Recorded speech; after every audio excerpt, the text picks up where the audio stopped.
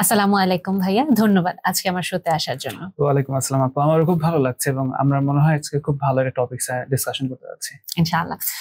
So ভাইয়া, আপনি তো রেগুলার বেসিসে ক্লায়েন্ট দেখেন এবং অনেক সময় দেখা যায় যে অনেকেই আপনার কাছে রিলেশনশিপ প্রবলেম নিয়ে আসে।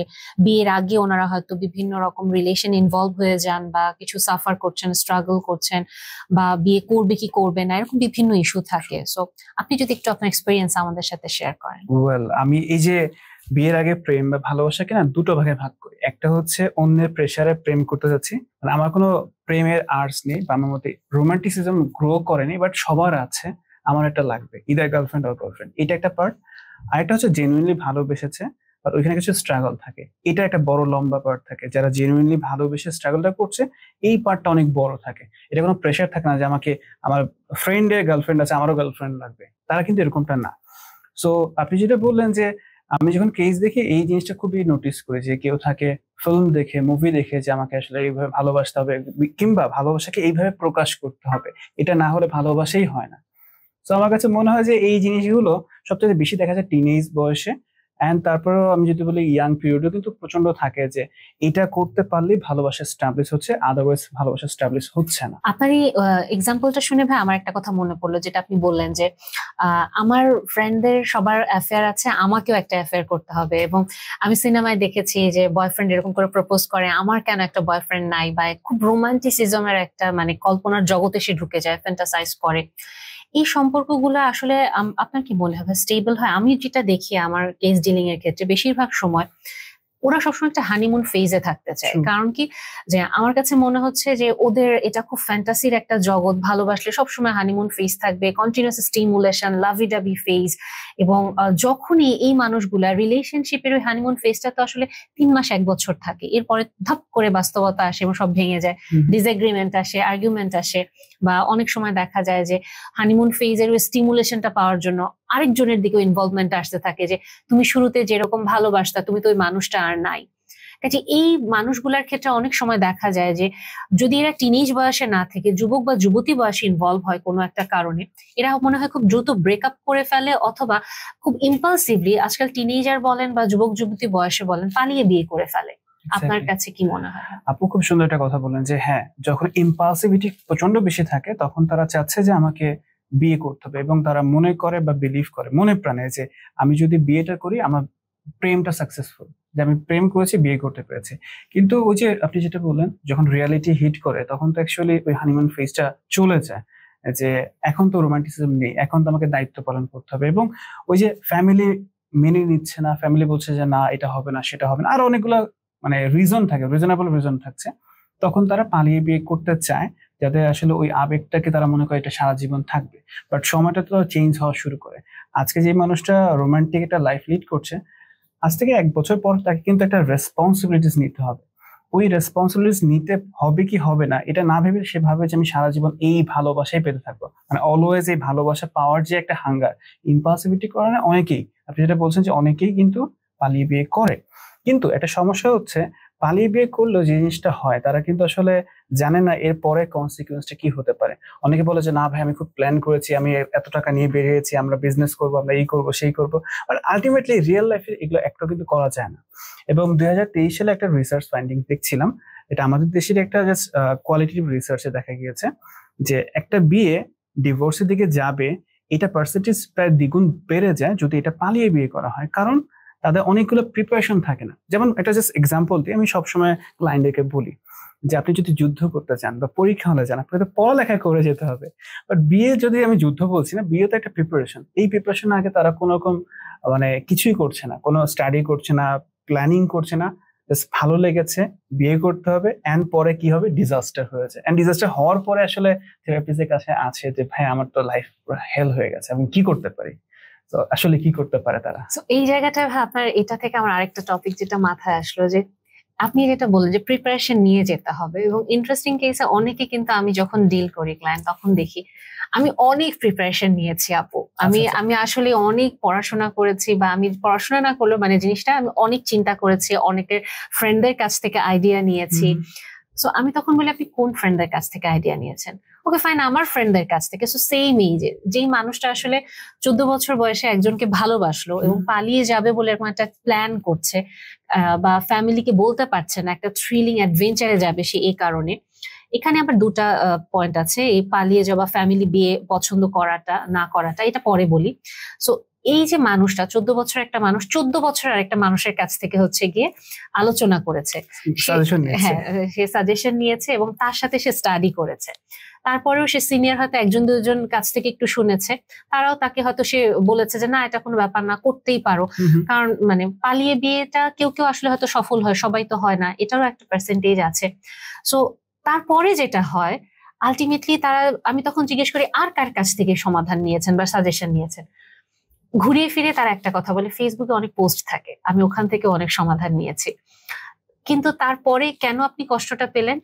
কারণ বিয়ের পরে আমি দেখলাম এগুলো কোনোটাই কাজে লাগতেছে না। জিনিসটা এরকম, আমি থিওরিটিক্যালি জানি ভাইয়া যে কিভাবে ভাত রান্না করতে হয়, কিভাবে চা রান্না করতে হয়, কিন্তু আমি কখনো চুলার কাছে যাইনি। আমি জানি না ওই আগুনের তাপটা কতটুকু লাগবে, বা চায়ের পাতাটা 2 পাতা দেওয়ার পরে কতটুকু ফুটলে, বলক উঠলে ওই আমার দুধ চাটা অনেক সুস্বাদু হবে, বা এটাকে আমি কড়া খাবো নাকি আমি হালকা খাবো। সো এই যে এক্সপিরিয়েন্সটা ল্যাকিং থাকে, ওরা শিখতেছে, ওরা প্রিপারেশন নিচ্ছে, বাট নিচ্ছে কার কাছ থেকে, এই জিনিসটা কিন্তু ওদের মাথায় আসে না। এবং অনেক ক্ষেত্রে আমি যেটা বললাম যে আমি ফেসবুক থেকে, আমি সোশ্যাল মিডিয়া থেকে অনেক রকমের সাজেশন নিয়ে থাকি, এবং আমার কাছে যেটা মনে হয় যে ফেসবুক সোশ্যাল মিডিয়াতে খুব আবেগী আবেগী কিছু পোস্ট থাকে না, এবং বেশিরভাগ ক্ষেত্রে আমার ধারণা টিনেজাররা বা একটা মানুষ যখন ভালোবাসে, সবকিছুই তো রঙিন একটা চশমা থাকে চোখে, খুব ভালো লাগে, এবং ওখানে যখন আবেগী কথা লেখা থাকে ওগুলোতেই মনে হয় যে এগুলাই জীবন, এবং নিজের যে একটা দায়িত্ব পালনের বিষয় থাকে এটা মনে হয় থাকেও না। এবং রিসেন্টলি আমি আরেকটা হচ্ছে গিয়ে ক্লিপ দেখছিলাম, পাকিস্তানে একটা ছেলে 14 বছর না কত বছর বয়স, সে হচ্ছে ভালোবেসে ফেলছে একজনকে এবং তার ফ্যামিলিকে সে প্রেশার দিয়েছে, যদি এর সাথে আমাকে বিয়ে না দাও, আমার গার্লফ্রেন্ড যার 12 বছর বয়স, আমি তাহলে ঘর ছেড়ে চলে যাব, বা আমি মানে পুরাপুরি সবকিছু ছেড়ে মানে বিভাগী হয়ে যাব। সো প্যারেন্টস বাধ্য হয়ে প্রচন্ড ধুমধাম করে অন্তত এনগেজমেন্ট করে রেখেছে। কেউ কেউ বলছে মন্দের ভালো, খারাপ একটা পথে যাওয়ার চেয়ে ফ্যামিলিকে ইনভলভ করেছে, সো ফ্যামিলি একটা মীমাংসা করে দিয়েছে। এবং এখানে ভাই আমার আরেকটা কথা আমি যদি আপনার কাছে জানতে চাই, যে এই যে ওরা বললো যে আমরা পালিয়ে বিয়ে করব বা আমরা চলে যাবো বা আমি ওকে অনেক বেশি ভালোবাসি, এই ভালোবাসা আসলে কতদিন থাকে? একটা মানুষের প্রতি কি এই অ্যাটাচমেন্ট আসলে ওদের দীর্ঘ সময় থাকে? এটা আসলে একটা মোহ থাকে, মানে আমার সেম বয়সে আমার বিভিন্ন হরমোনাল সিক্রেশন হচ্ছে, আমার সেরোটোনিন বলেন, অক্সিটক্সিন, এই জিনিসগুলো একটা ভালো লাগা ফেজ দিচ্ছে। বাট আপনি যদি দেখেন যে এই মোহটা যদি কেটে যায় তখন কিন্তু খুবই বাজে ভাবে কেটে যায়, তখন ওই মানুষটাকে দেখতে ইচ্ছা করে না, ও এটা খারাপ সেটা খারাপ। আপনি যেটা বললেন যে স্টাডি করে পিয়ার গ্রুপের থেকে, তো আমি অনেক সময় জিজ্ঞাসা করি আপনি যাকে পছন্দ করেন বা ভালোবাসেন তার কয়টা ভালো গুণ বলেন, 100টা ভালো গুণ বলে দিচ্ছে যে ভাইয়া এত এত ভালো গুণ আছে। যখন জিজ্ঞেস করলাম খারাপ গুণ কি কি আছে, একটাও খারাপ গুণ লিখতে পারতেছেন, তার মানে সে জানি না ওই মানুষের মধ্যে খারাপ কিছু থাকতে পারে, ওয়ারেস সে কিন্তু বিলিভ করে যে মানুষের মধ্যে ভালোও থাকবে খারাপও থাকবে। সো আপনি আপনার পার্টনার সম্পর্কে স্টাডি করেননি বা জানেন না যে তার কি কি খারাপ গুণ থাকতে পারে। সো এই যে ভালোবাসাগুলো তখনই ভেঙে যায় যখন ওই খারাপ ফেজগুলো দেখতে পাই। আপনি চায়ের খুব একটা সুন্দর উদাহরণ দিলেন, যে আমি জানি কিভাবে চা বানাতে হয় বাট আমি জীবনেও কখনো চা বানিয়ে দেখিনি। সো যখন মানুষটাকে আমি জানি যে এ তো সবকিছুই ভালো, কত সুন্দর ফিটফাট আমার সামনে ডেট করতে আসছে, ঘুরছে ফিরছে, বা যখন রিয়েল লাইফে এই মানুষটা কিছু কাজ করতে পারছে না, প্রবলেম সলভ করতে পারছে না, লাইফের যেগুলো করতেই হবে মাস্ট বি করা দরকার সেই কাজগুলো করতে পারছে না, তখন মনে হয় যে আমি কাকে বিয়ে করলাম, এই মানুষটা তো কিছুই পারে না। জাস্ট ওই ফেজটা যখনই আসে তখনই আসলে ভালো লাগাটা বা মোহটা একদম শেষ হয়েছে, মানে রিয়ালিটি তখন আসলে হিট করে, তখন সে বুঝতে পারে আমি একটা বড় ভুল করেছি। একটা ছোট্ট কেস বলি, মানে কেসটা মানে খুবই সংক্ষেপে বলবো। 28 থেকে 29 বা 30-এর মধ্যে বয়স, একজন ক্লায়েন্ট আসছেন, তো তিনি খুবই ফ্রাস্ট্রেটেড যে আমি আসলে অল্প বয়সে ভুল করেছি। ভুলটা কি ছিল, আমি যখনই ইন্টারমিডিয়েট পাশ করি বাবা মাকে ফোর্স করে আমি বিয়ে করেছি। বিয়ে 2 বছরের মাথায় আমি দেখি যে আমার সাথে তার কোনো কিছু ম্যাচ করে না। কি কি ম্যাচ করে না? আমি কুকুর বিড়াল ভালোবাসি, আমার পার্টনার ভালোবাসে না। আমি বাইরে ঘুরতে পছন্দ করি, সে সারাদিন ঘরে থাকতে চায়, সে ঘরে কাজ করবে, আমি বাইরে থাকতে চাই। সো আলটিমেটলি আমাদের ম্যাচিং তো হচ্ছেই না, এবং একটা সময় হয়ে যায় যে এটা এক্সট্রা ম্যারিটাল অ্যাফেয়ার্স এর দিকে চলে যাচ্ছে, কারণ আমার তার সাথে কোনো কিছু অ্যাডজাস্ট করছে না। ইন্টারমিডিয়েটে যখন 2 ঘন্টা 3 ঘন্টা আমার ডেট করতো তারা, তখন এটা ভালো লাগতো এবং তাকে ইমপ্রেস করার জন্য সবকিছুই করতো। বাট বিয়ের পর তো ইমপ্রেশন থাকেন, তখন তো চলে আসে রেসপন্সিবিলিটিস, আমি কি করব, তুমি কি করবা, কতটুকু কাজ আমরা ভাগ করে নিচ্ছি, একসাথেই তো সংসারটা রান করতে হবে। যখন এই রানিংটা হচ্ছে না তখনই আসলে ভালো লাগাটা হারিয়ে যায় যদি মোহ থাকে। আর যদি অ্যাকচুয়ালি ভালোবাসা থাকে বা তখন আসলে সে দিতে চায়, নিতে কম চায়, যে তুমি আমাকে কি দিচ্ছ, বরং যে আমি তোমাকে কি দিচ্ছি, এটা চলে আসে। এবং এবং ভাই আপনার এখান থেকে আমি যদি আরেকটু বলি, যে আপনি যেটা বললেন ভাইয়া, যে এটা তো আমরা টিনেজ পিরিয়ডে বললাম যে একটা অ্যাডভেঞ্চারাস বা থ্রিলিং মোমেন্টে পালিয়ে বিয়ে করা, কিন্তু আমি এটাও ভাই আপনিও ডেফিনেটলি দেখেন, যেহেতু কেস ডিল করেন, যে যুবক যুবতী যখন আসলে বিয়ের মতো একটা সিদ্ধান্ত নিতে চাচ্ছে, অনেক সময় ফ্যামিলি হয়তো ওটা মেনে নিতে রাজি না, বলে যে না তোমার সাথে ওর তো স্টেটাস মিলছে না, হতে পারে সামাজিক স্টেটাস বা ফিনান্সিয়াল স্টেটাস মিলছে না বা এডুকেশনাল স্টেটাস যাচ্ছে না, তো এই কারণে ফ্যামিলি মানতে চায় না। অনেক সময় ফ্যামিলির নিজেও কিছু স্টাবার্ননেস থাকে, হয়তো পুরাই পারফেক্ট কাপল, বাট স্টিল না আমি দিব না। কেন দিব না? জাস্ট তুমি পছন্দ করছো এই কারণে দিব না, মানে আমার ইগোর কারণে আমি রাজি হচ্ছি না। সো একটা ছেলে বা মেয়ে 22-23 বছর বা 24-25 বছর বিয়ে করার মতো ডিসিশন সে নিচ্ছে, সে আবেগের বশেও না, সে আসলেই চাচ্ছে আমি সংসার করতে চাই, এখন ভালোবেসে একজনের সাথে থাকতে চাই, ওর সাথে আমার বোঝাপড়া আছে। কিন্তু এই যে তখনও ওরা একটা ডিলেমাতে পড়ে, আমি কি ফ্যামিলি ছাড়া আগাবো না ফ্যামিলি সহ আগাবো।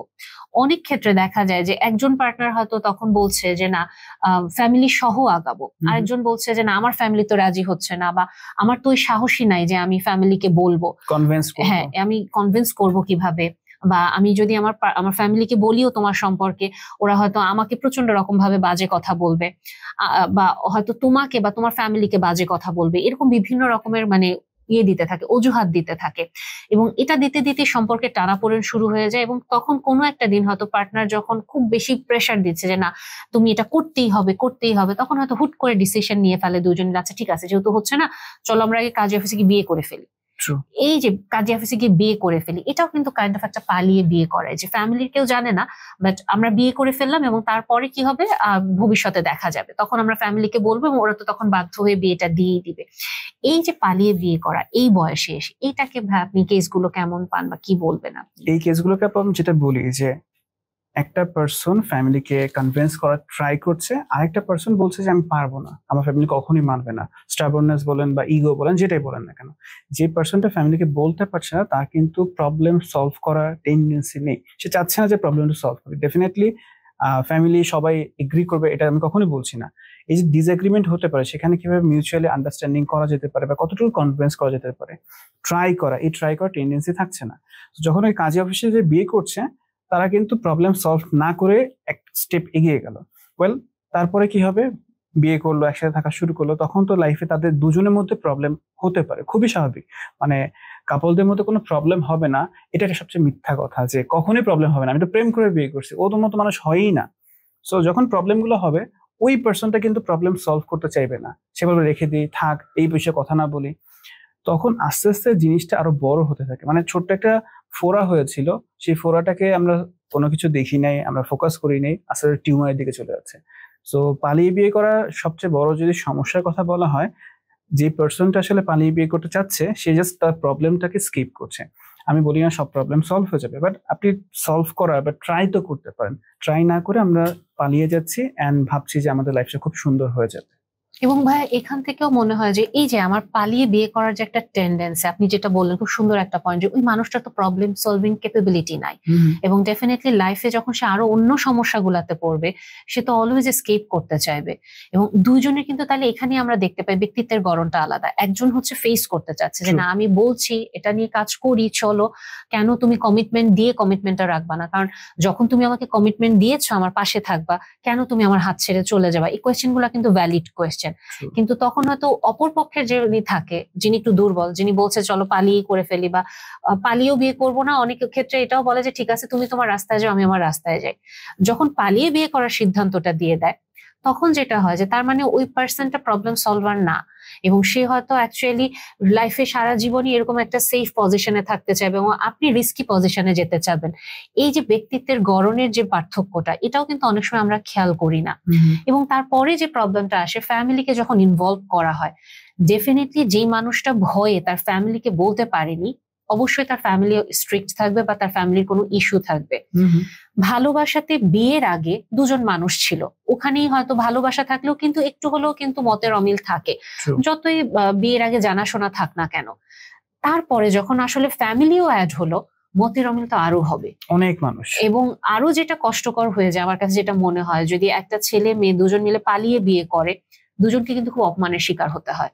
কারণ দেখা যাচ্ছে যে মেয়ের ফ্যামিলি ছেলের ফ্যামিলি দুই পক্ষই কিন্তু দুই পক্ষকে খুবই মানে বলা যেতে পারে একবারে ছিঁড়ে ব্যবচ্ছেদ করে অপমান করার চেষ্টা করে, যে আপনার ছেলে এই কাজটা করেছে বা আপনার মেয়ে এই কাজটা করেছে, আপনার ছেলে আমার মেয়েকে ভাগিয়ে নিয়ে গিয়েছে বা আপনার মেয়ে আমার ছেলের মাথা খেয়ে ফেলেছে, মানে আমার সন্তান ঠিক আছে, আপনার সন্তানের কারণে আমার সন্তানের আজকে অধপতনটা।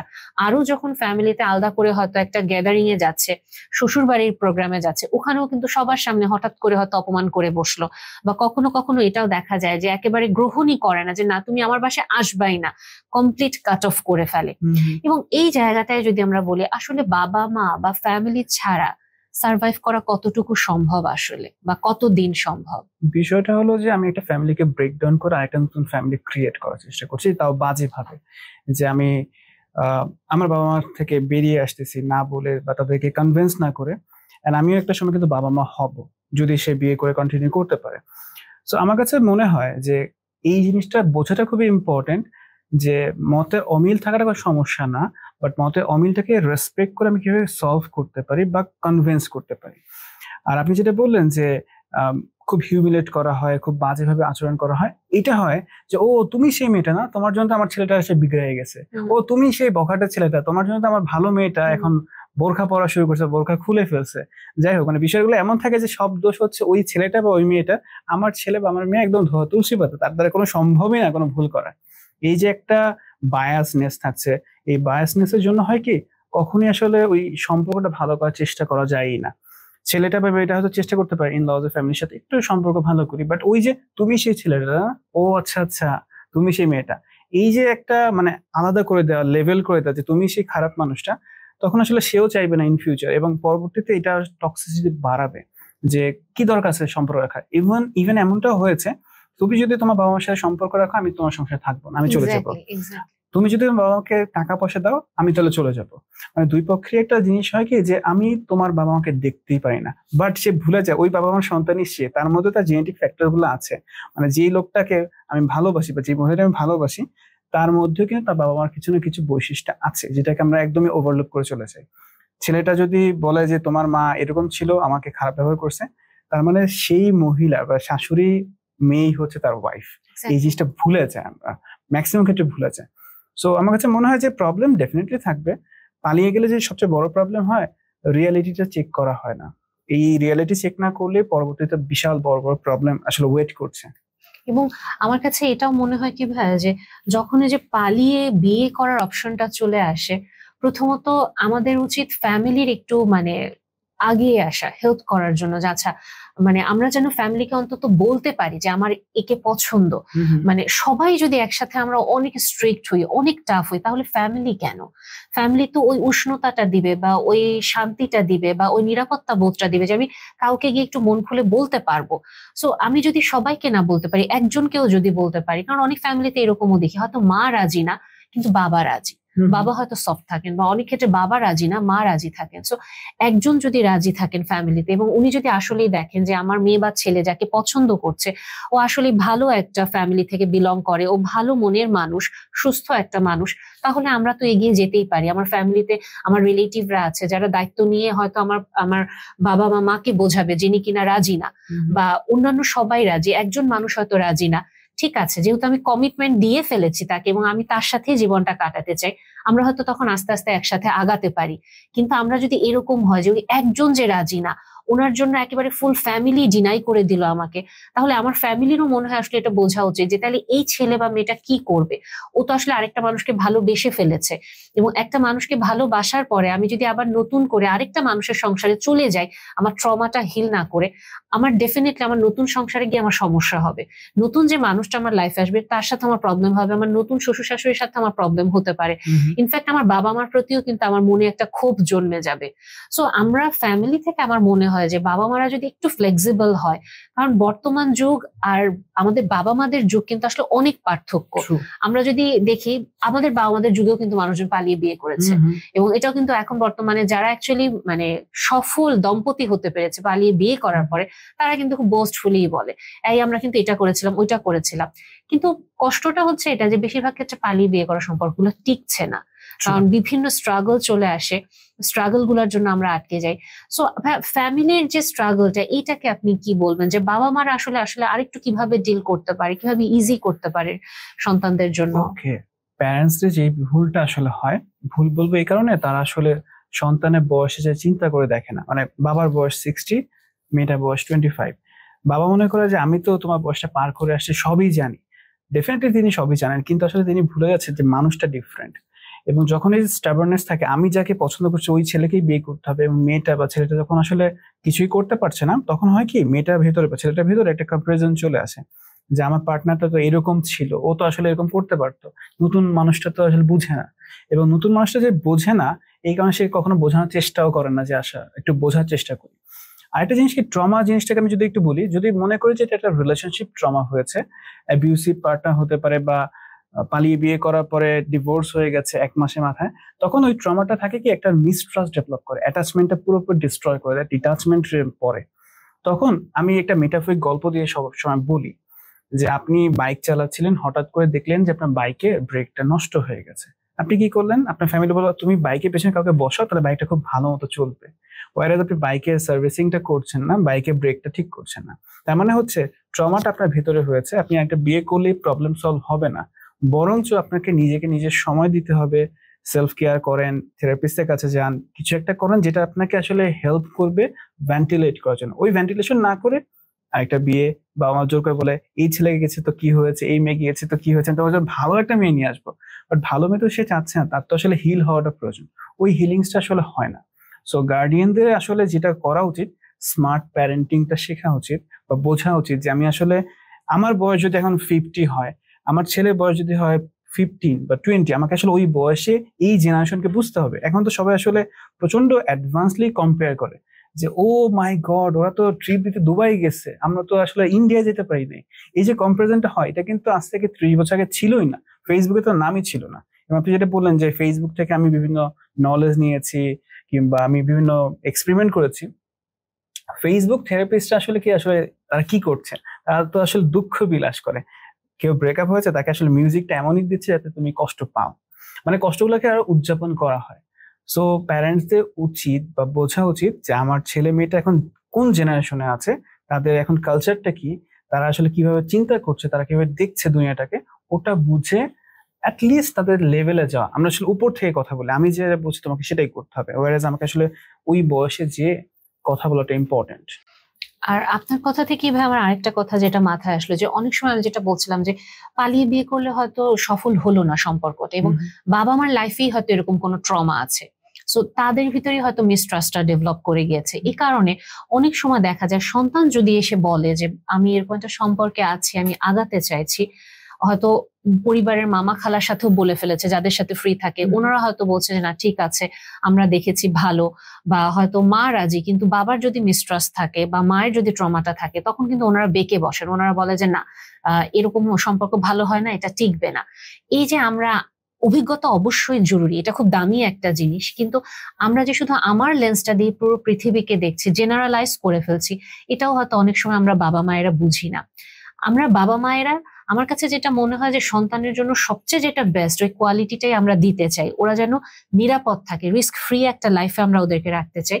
কিন্তু ওই রিস্ক ফ্রি লাইফে রাখতে গিয়ে আমরা যেন নিজের ইগোটাকে মানে বেশি প্রায়োরিটাইজ না করে ফেলি, বা আমরা যেন শুধুমাত্র মনে করি যে আমি ঠিক, ওর কথা ভুল, বা আমার ভাই বোন যারা সবাই দেখছে ওনাদেরও কিন্তু অভিজ্ঞতা আছে, ওনাদের অভিজ্ঞতাও ভুল, আমরা ওনাদেরকেও নাল অ্যাভয়েড করে দিচ্ছি। এটা কিন্তু আসলে মনে হয় আমার ক্ষেত্রে খুব এক্সট্রিম হয়ে যায়। বাট হ্যাঁ, ডেফিনেটলি যদি এরকম হয় যে বাবা মা তো না বলছেই, সাথে মামা খালা চাচা সবাই মোটামুটি যাদের সাথে ফ্রি ফ্রেন্ডলি, তারাও বলছে সম্পর্কটা টিকবে না, তুমি এগিয়ে যেও না, তখন কিন্তু আসলে আমাদের রিথিঙ্ক করা উচিত। কারণ এই যে আমরা বারবার বলছি যে পালিয়ে বিয়ে করতে গেলে কিছু হ্যাসেল আমাদেরকে ফেস করতে হবে, কিছু রেসপন্সিবিলিটি নিতে হবে, আমরা কি এটার জন্য প্রিপেয়ার কিনা। সো আমার কাছে যেটা মনে হয়, আবেগ দিয়ে তো আসলে জীবন চলে না। এবং আমার কাছে কয়েকজনই দেখা যায়, মানে কয়েকজন না, মানে বেশ আমার কাছে মেসেজ আসে হোয়াটসঅ্যাপে যে আমি জানি আপনি বলেছেন যে ভালোবাসা দিয়ে শুধু জীবন চলে না, কিন্তু আমি তোকে ভালোবাসাটা বন্ধ করতে পারছি না। তো ওই সময়টাতে আমি আসলে এটাই বলি যে আপনার ওনাকে ভালোবাসা বন্ধ করতে হবে না, আপনি শুধু একটু দায়িত্ব নেন, আপনি রেসপন্সিবিলিটির দিকে তাকান, আপনি কি রেসপন্সিবিলিটির সাথে ভালোবাসাটাকে একসাথে নিতে পারেন কিনা। ওই সময়গুলোয় না ওনার একটা ধাক্কা খায়। কারণ কি, যারা থিওরিটিক্যালি রেসপন্সিবিলিটি পালন করতে চায়, ওই যে আগুনের তাপটা কেমন ওটা তো জানি না, মুখে বলে ফেলে হ্যাঁ আমি নিতে পারবো, কিন্তু হাতে কলমে নিতে গেলে বা যদি ওটা আসলেই সে চিন্তা করে, কখনো চিন্তা করেনি, তখন সে আসলে থেমে যায়। কারণ ভালোবাসা বন্ধ করা যায় না ডেফিনেটলি, কিন্তু দায়িত্ব নেওয়াটাও কিন্তু আমরা বন্ধ করতে পারবো না। ওই দায়িত্বের জায়গা নিয়ে আসলে কিন্তু ওই যে মানে কেউ কোনো কথা বলে না, সবাই শুধু আমি ওকে ভালোবাসি, ওকে ছাড়া বাঁচবো না, ওর সাথে আমার সুন্দর সময় কাটাতে হবে, অস্থির সময় তো তাকে দেখে কাটাতে হবে। মানে যেই মানুষটা আপনার সামনে, আপনি যেটা বললেন ভাই, যে ডেটের সময় আসছে, সুন্দর করে হয়তো নিজেকে গ্রুমিং করছে, 1-2 ঘন্টা ধরে সাজগোজ করলো, ফ্রেশ হয়ে সবকিছু করে আসলো, অন্যরকম একটা মানুষ। কিন্তু যখন আপনি কন্টিনিউয়াস 24/7 আওয়ার্স এই মানুষটার সাথে থাকবেন, সে তো আপনার সামনে ছেঁড়া ম্যাক্সি পরে, ছেঁড়া লুঙ্গি পরে আপনার সামনে বসে থাকবে, সে তো আপনার সামনে বসে পা তুলে ঢেকুর তুলবে, হাড্ডি চাবাবে, সে আপনার সামনে বসে নাক ডাকবে, হাই উঠাবে, আপনি কি ওই জিনিসগুলো নিতে পারবেন? সে তো আপনার সামনে সবসময় পশ লেভেলে এসে সুন্দর করে মানে গ্রুমিং হয়ে থাকবে না। এবং সে সবসময় কিন্তু আপনার সাইডও নিবে না, কারণ আপনি যেমন গুরুত্বপূর্ণ, বাবা মাও গুরুত্বপূর্ণ, তার ক্যারিয়ার গুরুত্বপূর্ণ। সে যদি শুধু আপনাকে ফোকাস করে, লাইফটা তো আসলে একটা পিজার স্লাইস আমার কাছে যেটা মনে হয়, যে এখানে আমার নিজের রিলেশনশিপ, বাবা মা, নিজের mental health, physical health, spirituality, এরকম আর সবকিছু মিলানো, অনেক কিছু থাকবে। সো আমি যদি শুধু একজনকেই দেখি, সেই ক্ষেত্রে আমি যদি ক্যারিয়ার দিকে না তাকাই, টাকা পয়সা না থাকলে ভালোবাসা তো জানলা দিয়ে গলে পালায় যাবে। সো তখন আসলে আমি যে পালায় বিয়ে করার ডিসিশন নিচ্ছি, সে আমার সাথে থাকবে কেন? এবং অনেক ক্ষেত্রে এই যে আমরা এটা নিয়ে এত কথা বলি, তারপরেও মানুষ কিন্তু ভুল করেই, এবং তারপরেও কিন্তু দেখা যায় যে মানুষ আসলে ওই ডিসিশনই নেয় যে না, কেউ মানতেছে না ফ্যামিলি থেকে, কিছু করার নাই, এখন পালাই যাব। সো ওই সময়টাতে আসলে একটা মানুষ নিজেকে আর কি বলতে পারে, কিভাবে টলারেট করতে পারে? আপু, যেটা আপনি বললেন যে ওকে তো ভালোবাসা বন্ধ করা যায় না, খুব সুন্দর একটা পয়েন্ট, যেটা প্রায় সময় ক্লায়েন্টসরা বলে যে দেখেন ভাইয়া, মানুষটা খারাপ হতে পারে, তাকে ভালোবাসা যে একটা আর্ট, আমি এটা বন্ধ করতে পারছি না। সো ফার্স্টলি যেটা বোঝার দরকার, আমরা প্রত্যেকটা মানুষ আগে নিজেকে ভালোবাসি, সেলফ লাভটাকে আমরা আসলে ওভারটেক করে অন্যকে ভালোবাসতে চাই। এই যে বললেন না যে আপনি যে চুলার সামনে গেলে যে গরমটা লাগে এবং আমার তখন ভালো লাগছে না, কারণটা কি, আমি আমার নিজের স্কিনকে ওই তাপ দিতে যাচ্ছি না, তার মানে আমার ভেতরে সেলফ লাভ আছে, হিডেন অবস্থায় আছে, ওটাকে আমি দেখছি না। যখনই দেখতে পাবো তখন বুঝবো যে না, আমি আমার জন্য এই কষ্টটা করতে পারি, এন্ড দেন তাকে ভালোবাসতে পারি। এই ব্যালেন্সিংটা ইম্পর্টেন্ট। আমি একটা ক্লায়েন্টকে জিজ্ঞাসা করলাম যে আপনি কি কারণে কষ্ট পাচ্ছেন। ও আমাকে আর ফোন দেয় না, ও আমাকে এখন আর টেক্সট দেয় না, আমাকে রেসপন্স করে না। সো আপনি তাকে ভালোবাসেন? ভাই অনেক ভালোবাসি, সিরিয়াসলি ভাই অনেক ভালোবাসি। আচ্ছা ঠিক আছে, সো কষ্ট কি কারণে পাচ্ছেন? ও তো টেক্সট দিচ্ছে না, কাকে দিচ্ছে না? আমাকে দিচ্ছে না। তার মানে আমিটা ইম্পর্টেন্ট, এই যে আই ইম্পর্টেন্ট, এটা আমরা ভুলে যাই। এবং যখন ভুলে যাওয়ার পরেও সবাই বলছে যে তুমি কষ্ট পাবা, সবাই কিন্তু মানে গার্ডিয়ানরা কিন্তু সবসময় তার নিজের ছেলে মেয়ের ভালোটাই চাইবে, সেটা খারাপ ভাবে বললেও ভালো চাইবে, ভালোভাবেও ভালো চাইবে। সো যখন সবাই বলছে ভালো থাকবো না, তারপর আমি রিস্কটা নিচ্ছি, তার মানে আমি আমার নিজের রেসপন্সিবিলিটিস থেকে কষ্ট নিতে যাচ্ছি, এন্ড যখন কষ্টগুলো পাচ্ছি আমি আসলে তখন খুব ভেঙে পড়ছি। সো পালিয়ে বিয়ে করা কখনোই কেউ সাপোর্ট করে না, মানে কখনোই সাপোর্ট হয় না। বাট যদি কেউ সাকসেসফুল হয়, সেটা একদম সেপারেশন একটা কেস, মানে সম্পূর্ণ আলাদা কথা। কিন্তু যে বিয়েটা আসলে সাকসেসফুল হয়, সেক্ষেত্রে কয়েকটা জিনিস খুবই ইম্পর্টেন্ট। এর মধ্যে প্রথমটা হচ্ছে আমি আমার পার্টনার জন্য কি দিতে পারি, রেসপন্সিবিলিটিস। এই রেসপন্সিবিলিটিস গুলো আমরা ভুলে যাই। দ্বিতীয়ত হচ্ছে আমরা আগে সবসময় পাওয়ার আশা করি যে ও আমাকে একটা ডায়মন্ডের রিং দিবে, আমাকে গাড়ি কিনে দিবে, বাট আমি আসলে কি দিচ্ছি? নট ফিনান্সিয়ালি, অনেক ক্ষেত্রে থাকে ইমোশনালি, যে ইমোশনটা খুবই ইম্পর্টেন্ট, যেটা আসলে কখনোই টাকা দিয়ে মেজারমেন্ট করা যায় না।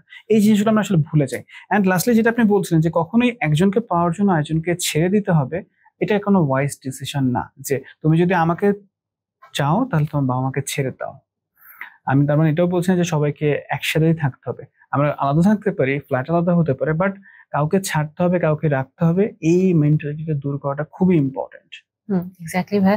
এবং আপনার কথা থেকে আমি আরেকটা জিনিস যেটা আমার মাথায় আসলো ভাই, যে আপনি বললেন যে আমরা আসলে আমিটাকে ওভারটেক করে ফেলি, আমরা আসলে মানে জিনিসটা হিডেন থাকে, বুঝতে পারি না।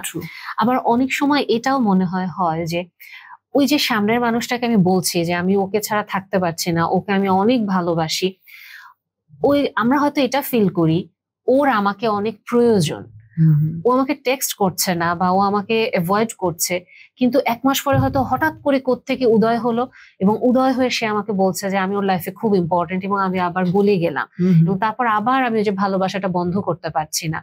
আবার অনেক সময় এটাও দেখা যায় যে একটা অ্যাবিউসিভ রিলেশনে আছে, মানে দেখা যায় যে পার্টনার খুবই অ্যাবিউসিভ বা অ্যাডিক্টেড বা এরকম কিছু, এরপরেও দেখা যায় ছাড়তে পারে না, ইভেন ওই মানুষটাকে সে বিয়ে করবে, পালিয়ে হলেও বিয়ে করবে, এতটা ডিটারমাইন্ড থাকে। ওই সময়গুলোতেও কিন্তু ওই যে কষ্টটা, আমিত্ব বোধটাকে সে হয়তো লুকিয়ে ফেলে বা ওটা ঢেকে যায় ভালোবাসাটার কাছে। কিন্তু এখানে হয়তো এটাও কাজ করে যে আমরা আমাদের নিজেদেরকে কারো প্রয়োজন এটা ভাবতে খুব পছন্দ করি, যে আমি ওর কাছে খুব দরকার, আমি খুব ইম্পর্টেন্ট, আমি ছাড়া ওকে কেউ বুঝতে পারে না, আমি ছাড়া ওকে কেউ ভালোবাসতে পারে না, আমি ছাড়া ওর কেউ টেক কেয়ার করতে পারে না। তারপরে কিন্তু আমি ছাড়া পারতেছে না। এক্স্যাক্টলি, যে আমি এটা ওকে করতে পারবো, তার মানে আমি যেখানে গুরুত্বপূর্ণ ওইসব জায়গায় কিন্তু আমাদের যেতে ভালো লাগে, এটা আলাদা পাত্তা পাওয়া যায়। এক্স্যাক্টলি, ওইটা আমাদের খুব ভালো লাগায় যে আমি ইম্পর্টেন্ট, আমি থাকলে ও ভালো থাকে। তার মানে আমি হচ্ছে সেই সূর্যটা, তুমি হচ্ছে সেই চাঁদ, মানে আমার আলোতে তুমি আলোকিত হচ্ছে। এক্স্যাক্টলি, এবং এই কারণে ওই যে মানে ও যেহেতু আমাকে ছাড়া থাকতে পারতেছে না, তাহলে আমি ওর সাথেই থাকি। আমার যখন কষ্টটা লাগবে, যখন ওই যে ভালোবাসার মোহটা কেটে যাবে, তখন তো পুরো র ভার্সন চলে আসবে, এবং ওই সময়টাতে আসলে আমরা দেখা যায় যে আমাদের ভালোবাসার রেসিপ্রোকেশনটা পাচ্ছি না, তখন আস্তে আস্তে ডিস্টেন্স আসে, তখন আমরা এটা ইয়ে করে যে না, আমাদের আসলে সম্পর্কটা থেকে বের হয়ে আসতে হবে। এবং এরকম কেস অনেক পাই ভাইয়া, যেটা হচ্ছে যে ওই আপনি যেটা বললেন যে 14-15 বছর বয়সে বিয়ে করে ফেলেছি, বা 18-20 বছর বয়সে বিয়ে করেছি, কিন্তু এরপরে দেখলাম যে হচ্ছে না, বা শ্বশুরবাড়ি এত টক্সিক যে আমি আসলে ডিভোর্স দিতে বাধ্য হয়েছি, চলে এসেছি। অনেক সময় হয়তো বাবা মা তাও রাজি হয় যে না ঠিক আছে, বিয়ে করে ফেলেছো, ঠিক আছে, দুজন মিলেই আমরা তাহলে রাখি। এরপরে অনেক সময় যেটা হয়, আপনি একটু আগে একটা কেস শেয়ার করছেন যে এক্সট্রা ম্যারিটাল অ্যাফেয়ার ইনভলভ হয়ে যায়। কারণ ভার্সিটি লাইফে যখন আমরা আসলে যাই, আমাদের সামনে না অনেক অপশন চলে আসে, হাজারে বিজারে রং আমাদের সামনে, কত বড় ভাইয়া, কত বড় আপু, ছোট আপু, কতজন কত ভাবে প্যাম্পার করছে, ফ্লার্ট করছে, ফ্লিং হচ্ছে আমাদের। সো তখন কিন্তু আমরা আর ওই একটা মানুষে থাকতে চাই না। তখন আমার কাছে মনে হয় যে আমি তো ভুল করে ফেলেছি, আমার তো পৃথিবীটা খুব ছোট হয়ে গেল, অপশন তো কমে গেল, এখানে হাজার হাজার অপশন। আর এটাও তো ভাই সত্যি, বর্তমানে সোশ্যাল মিডিয়া কারণে আমাদের অপশন প্রচুর বেড়ে গেছে, যে আমরা যে কোনো মুহূর্তে ভালো লাগছে না ওকে দেখতে, আমি সাথে সাথে হয়তো ফেসবুকে বা টিকটকে গিয়ে একটা মানে ফিল্টার অ্যাড করে একটা ইয়ে করে ফেললাম, একটা কিছু পোস্ট করে ফেললাম, সবাই আমার প্রশংসা করতেছে, আমার হাজবেন্ড বা আমার পার্টনার প্রশংসা না করলে আমাকে যায় আসে না, হাজবেন্ডেরও ভালো লাগতেছে না, সে কাউকে নক করলো, আবার রিপ্লাই পেয়ে যাচ্ছে, তুমি সময় দিচ্ছ না তো কি হয়েছে, আমি তো পর্ন দেখতে পাচ্ছি, আমি তো হচ্ছে গিয়ে এখানে মানে সেক্সটিংও করতে পারছি, সবই করতে পারছি। সো এই যে আস্তে আস্তে সম্পর্কগুলোর যে দূরত্ব আসে, এর জন্য দেখা যায় যে বাবা মা মেনে নিলেও না সম্পর্কগুলো আর টিকে না, ডিস্টেন্স হয়ে যায়, ডিভোর্স হয়ে যায়। সো আলটিমেটলি ভাই, আপনার কাছে যদি আসলে কোনো টিনেজ কেউ আসে, বা যখন আসলে কোনো যুবক যুবতী আসে এবং এরকম ডিসিশন দেয়, চায় আপনার কাছে যে আমি আসলে এখন পালিয়ে বিয়ে করব, আমার ফ্যামিলি হয়তো মানছে না, তাহলে ভাই আমি এখন আপনাকে যে প্রশ্নটা করতে চাইবো যে তাহলে আপনার কাছে যখন একজন টিনেজ বা একজন যুবক যুবতী আসছে, বলছে যে ফ্যামিলি মানছে না, কিছু না, ওকে ছাড়াও থাকতে পারবো না, বিয়ে করতে চাই, পালিয়েই বিয়ে করব, বাবা মা যেহেতু মানছে না, তখন আসলে ভাই আপনি কি বলেন? এবং ওভারঅল এটা হয়তো আপনার এই কথার মাধ্যমে যারা প্রোগ্রামটা দেখছে, আসতে পারছেন না আমাদের কাছে, ওনাও হয়তো একটু বেনিফিশিয়াল হবেন। সো আপনি যদি কিছু বলেন সবার উদ্দেশ্যে। ওকে আপু, এই জায়গাটা আমি যখন ক্লায়েন্ট আসেন একটা কথা সবসময় বলি যে আমরা একটু সময় নিয়ে তারপর ডিসিশনটা মেক করি। মানে বিষয়টা হলো, স্টুডেন্ট মনে করলাম সে কলেজে পড়ে, তো বললাম যে কোন ইয়ারে আছেন? সেকেন্ড ইয়ারে আছি। তো কতদিন লাগলো এখানে আসতে, কলেজে আসতে? বললো 12 বছর, কারণ ক্লাস 1 থেকে হিসাব করে আসলে। তাহলে আপনি 12 বছর পর কলেজের সেকেন্ড ইয়ারে আসছেন, তো বিয়ের মতো প্রিপারেশনটা নেওয়ার জন্য, বা তাকে যেহেতু ভালোবাসেন, ভালোবাসতে থাকেন, সমস্যা নেই, ডিসিশনটা একটু পরে নেন। মানে পরে বলতে আমি এই সময়টা কিল করতে বলছি না, ইনসাইটফুল হতে বলছি। আপনি দুনিয়াটা দেখেন, আপনি এক্সপিরিয়েন্স করেন, এতে হবে কি আপনাকে ওই আফসোসটা করতে হবে না যে আমি কাকে বিয়ে করলাম যে কিনা আমাকে কিছুই করতে দিচ্ছে না বা পাত্তা দিচ্ছে না। সো সবার উদ্দেশ্যে যেটা বলতে পারি যে আমরা একটু সময় নিই, একটা পজ দিই। আমরা অলওয়েজ হিউম্যান বিং এর মধ্যে একটা খুব কমন টেন্ডেন্সি হচ্ছে, কেউ অ্যাকশন দিল আমি রিয়াক্ট করব। ভালোবাসতে আমাকে ভালোবাসা দিতেই হবে, মানে আই লাভ ইউ বলে আই লাভ ইউ টুই বলতে হবে। ওয়াইজ আমি কিন্তু ভেবে বলতে পারি যে আমি কি আসলে ওকে মন থেকে ভালোবাসি নাকি আমি নিজেকে নিজে ভালোবাসি। সো ওই পজটা দেওয়াটা ইম্পর্টেন্ট, অ্যান্ড দেন আপনি রেসপন্স করেন। এতে যেটা হবে আপনার লাইফটা একটু সুন্দর হবে। হুট করে সিদ্ধান্ত কখনোই ভালো কিছু নিয়ে আসে না। মানে আমরা যখন ইম্পালসিভ থাকি তখন আমাদের লজিক্যাল ব্রেনটা কাজ করে না, অলওয়েজ ইমোশনাল ব্রেনটা কাজ করে। Emotional brain most of the time আপনাকে ভুল সিদ্ধান্ত নিতে পুশ করে যে এটাই করতে হবে। লাইক রাগের মাথায় ভুল সিদ্ধান্ত নেওয়া হয়, রাগ একটা আবেগ আর কিছুই না। থ্যাংক ইউ ভাই আপনাকে আমার প্রোগ্রামে আসার জন্য, এবং এই শোটার মাধ্যমে আশা করি অনেক ইনসাইটফুল কথা আমরা বলেছি, এবং যারা আসলে পালিয়ে বিয়ে করার মতো সিদ্ধান্ত নিতে চাইছে ওরা অন্তত বুঝতে পারবে যে এই সিদ্ধান্তটা ওদের জন্য ক্ষতিকর হবে, কোনো ভালো কিছু বয়ে নিয়ে আসবে না। এবং যারা আসলে খুব বুক ফুলিয়ে বলে যে আমি একসময় পালিয়ে বিয়ে করেছি বা খুব রোমান্টিসাইজ করে জিনিসটা, ওরা আসলে আপনাদেরকে এই তথ্যটা দেয় না যে ওরা কি পরিমাণ সাফারিংস এর পরে এখন ভালো আছে, এবং আপনি কি আসলে সাফারিংসটা নিতে প্রস্তুত কিনা। এবং বর্তমান যুগে আমরা কন্টিনিউয়াস স্টিমুলেশনে থাকি এবং বেশিরভাগ মানুষ আমরা সাফারিংস নিতে প্রস্তুত না, আমরা একটুখানি কষ্ট পেলে হাহাকার করে উঠি। সো আমাদের ডেফিনেটলি একটু বুঝতে হবে যে আমার লাইফটাকে আমি কোথায় নিয়ে যাচ্ছি, এবং আশা করি আমাদের এই শোটা আপনাদের ভালো লাগবে এবং পরবর্তীতে আবার দেখা হবে। আসসালামু আলাইকুম।